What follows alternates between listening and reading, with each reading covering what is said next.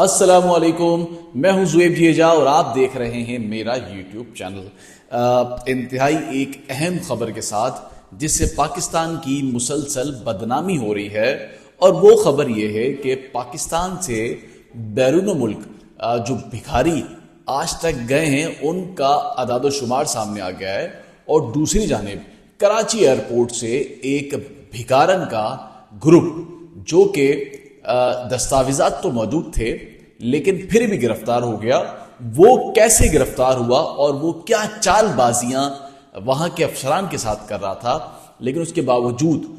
وہ اس کو پکڑنے میں کامیاب ہو گئے، اور کتنی بڑی تعداد ہے بھکاریوں کی جو پاکستان سے بیرون ملک خاص طور پر سعودیہ جا چکی تھی، اور اب کتنے ایسے بھکاری ہیں جو پاکستان دوبارہ پہنچ چکے ہیں، اور ان کی تعداد کیا ہے، اور یہ معاملہ کیسے نکل کر باہر آیا۔ سب سے پہلے کراچی ایئرپورٹ پر جو بھکارن خواتین کا جو گروپ ہے لڑکیوں کا، وہ سفر کرنے کے لیے وہاں پہنچا تھا۔ جب ان کی دستاویزات کو چیک کیا گیا تو معلوم ہوا کہ ان کے پاس جو کوائف ہیں، یعنی کہ جو ڈاکومنٹس ہیں، جو دستاویزات ہیں، وہ تو پورے ہیں۔ تو اب ایسی کیا چیز تھی جس کی وجہ سے وہ گرفتار ہوئی، انہیں پکڑا گیا، اور بعد میں ان پر مقدمہ بھی درج ہوا، اور ان کے پاس سے کیا نکلا ایسا جس سے یہ معلوم ہوا کہ آیا یہ پیشہ ور بھکارن ہے۔ اور بڑے مزے کی بات یہ ہے کہ ان بھکارن خواتین نے آج سے قبل کبھی بھی بیرون ملک کا سفر نہیں کیا تھا، خاص طور پر سعودیہ کا سفر نہیں کیا تھا، اور ایک فریش پاسپورٹ پر سفر کرنے کے لیے نکلی تھی۔ لیکن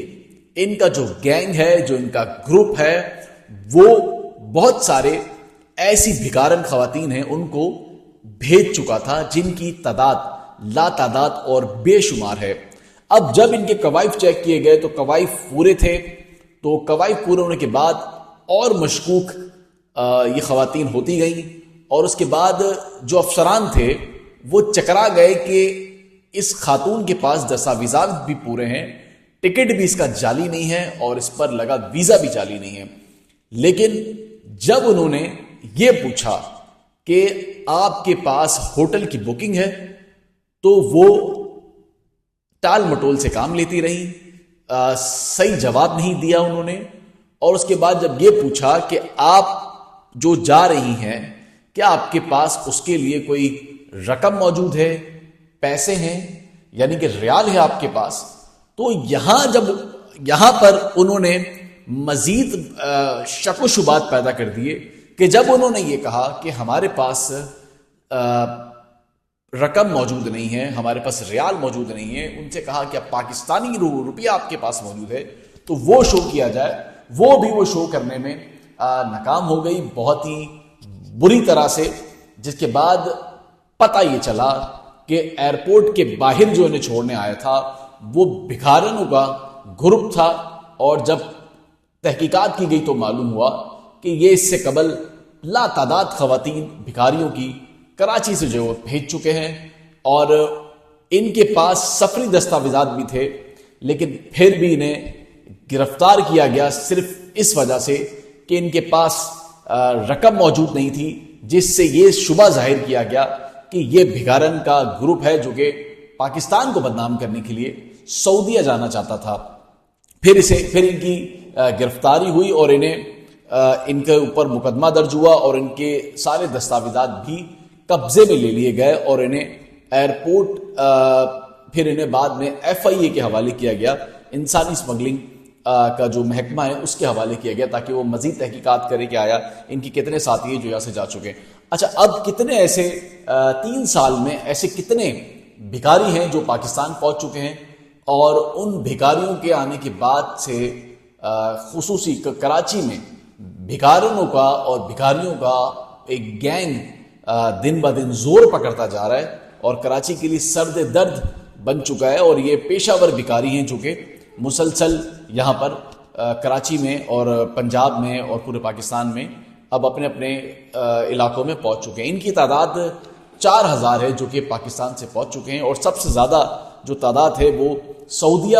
سے کراچی پہنچنے کی ہے، پاکستان پہنچنے کی ہے، جب اس کی تحقیقات کی گئی اور قائمہ کمیٹی میں جب اس کا ذکر کیا گیا تو داخلہ نے بتایا کہ 4000 جو بھکاری ہیں وہ پاکستان بھیجے گئے ہیں۔ ایک رپورٹ میں انکشاف ہوا ہے جو کہ انسانی اسمگلنگ کے ذریعے جو ہے وہ بھیجے گئے تھے، لیکن بعد میں وہاں سے ان کو ڈپورٹ کروایا گیا اور انہیں تاکہ پاکستان کی بدنامی نہ ہو، اور انہیں پھر اپنے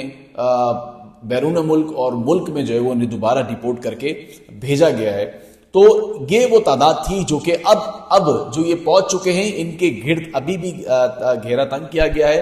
ایف آئی کی جانب سے انہیں وقتاً فوقتاً طلب کیا جاتا ہے، انہیں دیکھا جاتا ہے کہ یہ دوبارہ تو کوشش نہیں کر رہے ہیں باہر جانے کی،